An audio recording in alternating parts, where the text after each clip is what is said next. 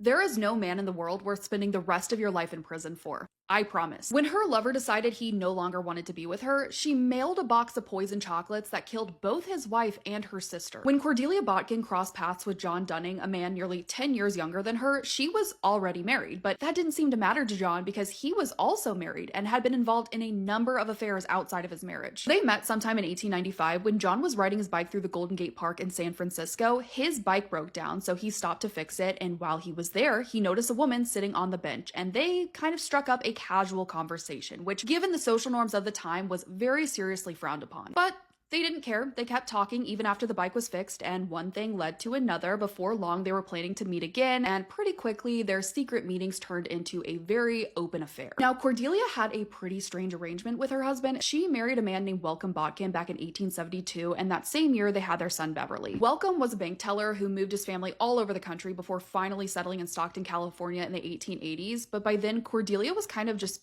bored with the marriage. She started living separately, sometimes with relatives, sometimes on her own, and eventually just settled in San Francisco. And even though Cordelia and her husband didn't get divorced, they decided to just remain separated, with him still sending her an allowance. John, on the other hand, did not have that kind of loose marriage. He was married to a woman named Mary Elizabeth Pennington, usually called Elizabeth, who was actually the daughter of Delaware's former Attorney General and current U.S. Congressman. They had only been married for a few months when John took a job managing the West Coast Bureau of the Associated Press. He was a foreign war correspondent and decided to move himself and Elizabeth to San Francisco in 1891. The next year, they had a daughter, and by all accounts, Elizabeth was a devoted wife and a really good mother, but John wasn't nearly as devoted. When he wasn't openly cheating on his wife, he was gambling or drinking, which eventually cost him his job in 1896 when he was fired for embezzling money to cover his gambling debts. Losing his job, falling deeper into bad habits, and juggling multiple affairs, including the one with Cordelia, was too much for Elizabeth. She decided to take their daughter and move back in with her parents in Dover, Delaware. So while Elizabeth was heartbroken and trying to rebuild a better life for herself and her daughter, John was sinking further into debt and drinking. He started spending more time with Cordelia, and before long, he was renting an apartment in the same building as her, and their affair continued openly for a couple more years. But in April of 1898, the US and Spain went to war, and the Associated Press decided to hire John back. They sent him on assignment to Puerto Rico and Cuba as a war correspondent, but right before he left, literally at the train station, he dropped some pretty big news on Cordelia, telling her that he wouldn't be coming back to San Francisco. He said that after the war, he was going back to Delaware to be with his wife and daughter. As you can probably imagine, this came as a huge shock to Cordelia, who thought that they had something real, and she was furious. But instead of moving on, Cordelia wanted revenge. Not on John, though. No, she wanted revenge on his innocent wife.